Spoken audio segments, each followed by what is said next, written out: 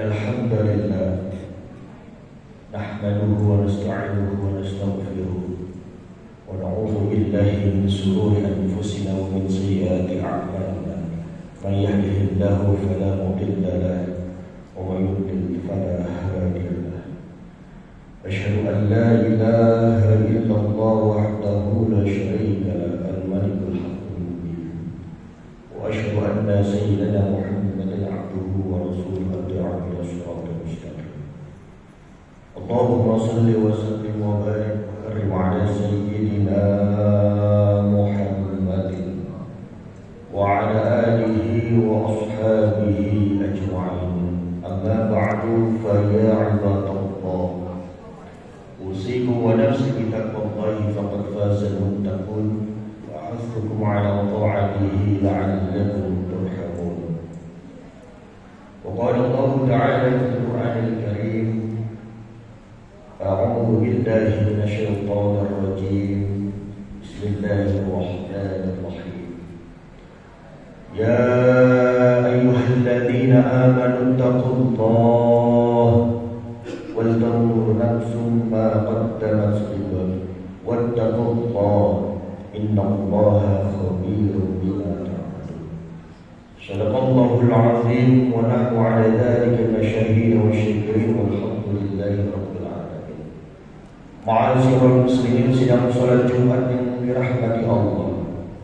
Segala puji bagi Allah yang senantiasa memberikan kita berbagai macam karunia-Nya, taufik dan hidayah-Nya, sehingga pada kesempatan kali ini kita masih diizinkan oleh Allah Subhanahu wa taala selaku hamba-Nya, yaitu menjalankan kewajiban kita, yaitu sholat Jumat secara berjamaah.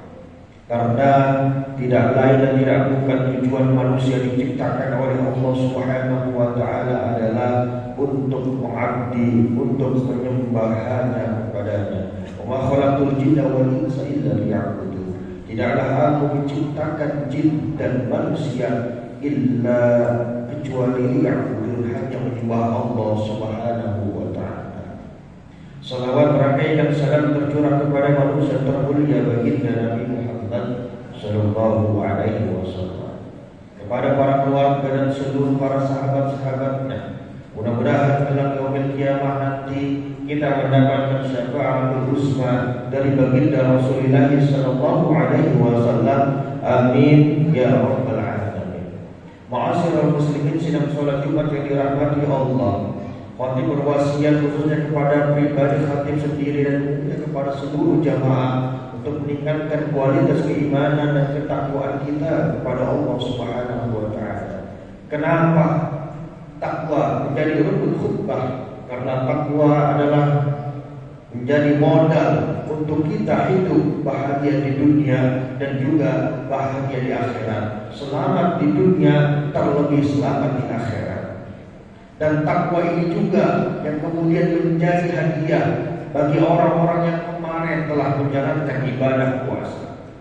Kemarin masih ingat Jumat kemarin, mungkin kita masih sholat Jumat, walaupun ada beberapa saudara-saudara kita yang sudah melaksanakan Idul Fitri.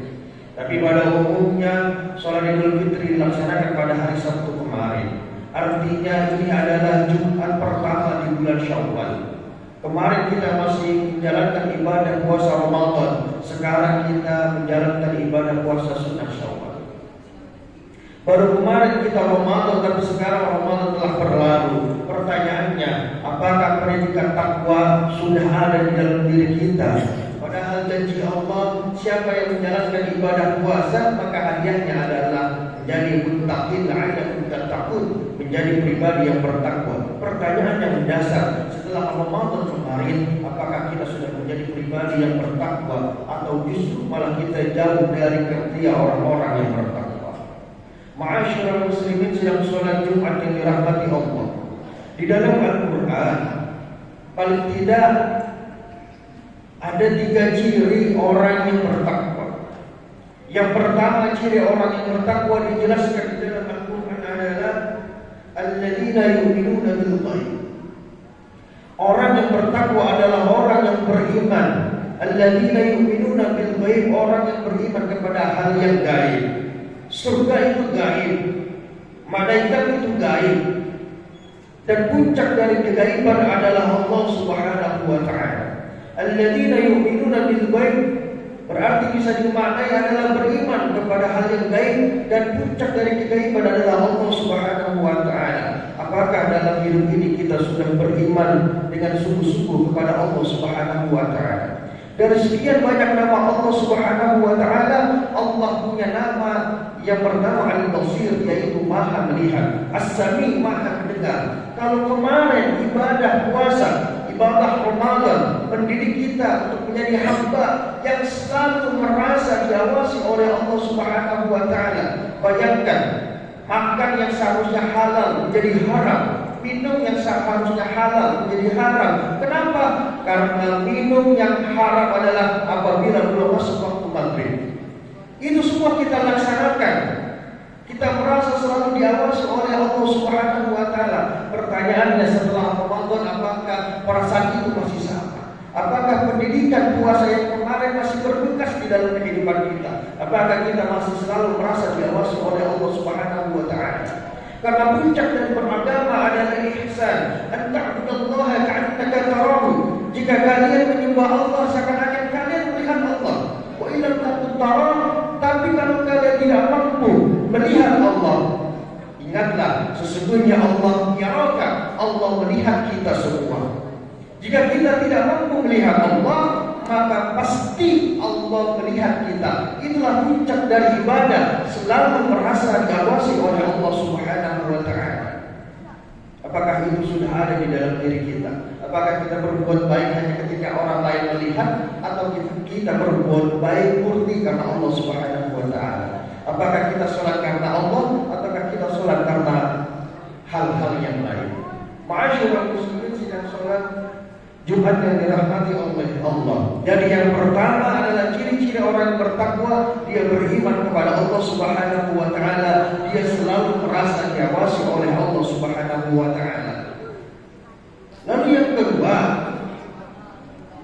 barometer orang yang puasanya kemarin sukses, barometer orang yang mendapatkan predikat bertakwa adalah orang yang setelah bulan suci Ramadan mereka juga melaksanakan sholat, selalu mendirikan sholat, baik sholat wajib terlebih sholat sunnah. Wa yuqimunas sholat. Dulu Ramadan kita selalu ibadah sholat. Kita sholat wajib, kita sholat sunnah, tarawih kita laksanakan. Bahkan beberapa masjid mengadakan qiyamul lail. Pertanyaannya setelah Ramadan, apakah kita masih menjalankan sholat sunnah? Ya syukur-syukur masih sholat sunnah, tapi na'udzubillah apalagi sholat wajib dan ditinggal. Na'udzubillah min dzalik. Kalau kemarin Ramadan mendidik kita untuk menjalankan sholat, berarti setelah Ramadan seharusnya sholat harus terus kita laksanakan. Terlebih kita tambah dengan sholat-sholat sunnah. Karena sholat ini adalah amalan yang pertama nanti akan ditanya oleh Allah Subhanahu wa taala. Awwalu ma yuhasabu bihi al-'abdu yaumal qiyamah. Ketika nanti kita dihadapkan di persidangan Allah Subhanahu wa taala, yang pertama amal ibadah yang ditanya oleh Allah adalah as-sholat, yaitu sholat kita. Fa'in sholahat, kalau sholat kita baik, fa'in sholahat, kalau sholat kita baik, sholahat sa'iru amalihi, maka seluruh amal-amal kita akan jadi baik. Puasa kita jadi baik, zakat kita jadi baik, perbuatan menolong kita, menolong orang lain kita jadi baik, semuanya jadi baik. Tetapi wa'in fasadan, kalau sholatnya buruk, fasadah sa'iru amalihi, maka seluruh amal-amal yang lain pun akan menjadi buruk. Layaknya sebuah tiang, maka sholat adalah tiangnya. As-salatu muhammaduddin, sholat itu bagaikan tiang yang menopang seluruh bangunan. Kalau tiangnya ambruk, maka ibadah-ibadah lain juga akan ambruk dan rusak. Maka patut kiranya setelah Ramadan kita jaga sholat kita, baik sholat wajib maupun kita tambah dengan ibadah sholat sunnah. Lalu yang ketiga, apalagi ciri-ciri orang yang muttaqin yang Allah gambarkan di dalam surah Al-Baqarah. Ciri-ciri orang muttaqin adalah wa mimma razaqnahum yunfiqun, yaitu orang yang peduli dengan orang lain, orang yang peduli dengan orang lain. Ma'asyiral muslimin, apa yang kita nafkahkan, apa yang kita infakkan kepada orang lain, apa yang kita sedekahkan, sesungguhnya itulah yang akan menjadi bekal, yang akan menjadi bekal buat kita nanti di akhirat. Satu ketika ada seorang yang datang kepada baginda Nabi Muhammad sallallahu alaihi wasallam. Hadis ini diriwayatkan dari Abi Mas'ud Al-Ansari. Abi Mas'ud Al-Ansari qala, Ja'a rajulun binaqatin. Jadi satu ketika ada seorang datang kepada baginda Rasulullah sallallahu alaihi wasallam binaqatin, dengan membawa seekor unta betina, makhtumatin, yang hidungnya sudah dikeluh, hidungnya sudah digolongin, mungkin bahasa orang Betawinya. Kemudian faqala hadhihi fi sabilillah, lalu si rajul tadi, seorang laki-laki tadi, dia menyampaikan kepada Rasulullah, hadhihi fi sabilillah, unta betina ini dia sedekahkan untuk jalan Allah Subhanahu wa taala. Apa respon dari baginda Rasulullah sallallahu alaihi wasallam?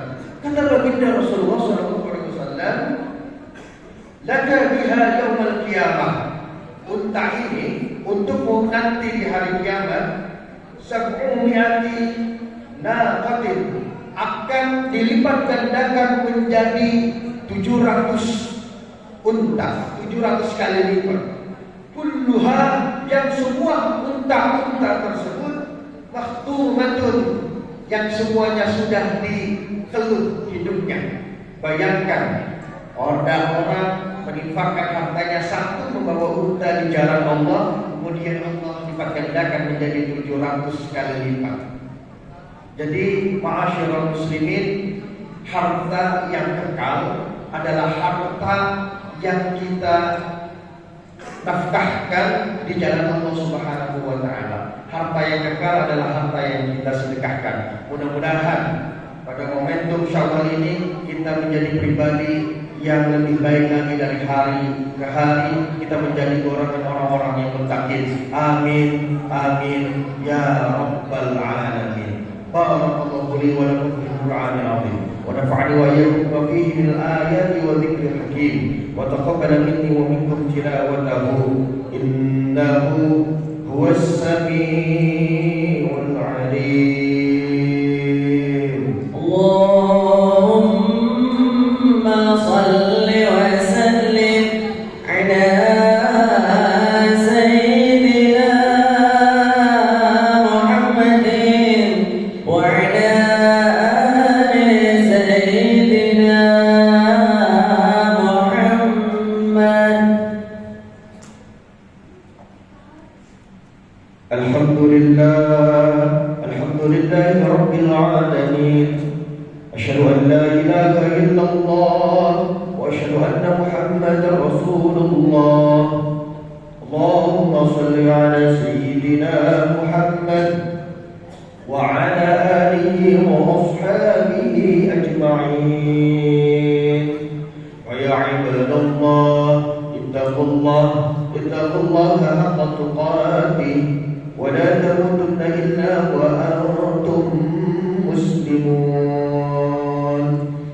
إن الله وملائكته يصلون على النبي يا أيها الذين آمنوا صلوا عليه وسلموا تسليما اللهم صل على سيدنا محمد وعلى آل سيدنا محمد كما صليت على سيدنا إبراهيم وعلى آل سيدنا إبراهيم وبارك على سيدنا محمد وعلى آل سيدنا محمد كما باركت على سيدنا إبراهيم وعلى آل سيدنا إبراهيم في العالمين إنك حميد مجيد وارض عنا معهم برحمتك يا أرحم الراحمين اللهم اغفر للمسلمين والمسلمات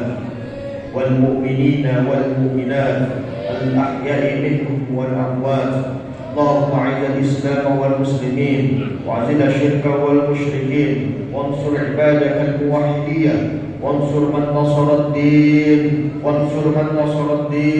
واخذل من خذل المسلمين ودمر أعداء الدين واعل كلماتك إلى يوم الدين ربنا آتنا في الدنيا حسنة وفي الآخرة حسنة وقنا عذاب النار عباد الله إن الله يأمرنا بالعدل والإحسان وإيتاء ذي القربى وينهى عن الفحشاء والمنكر والبغي يعظكم لعلكم تذكرون فاذكروا الله العظيم يذكركم واشكروه على نعمه يزدكم ولذكر الله أكبر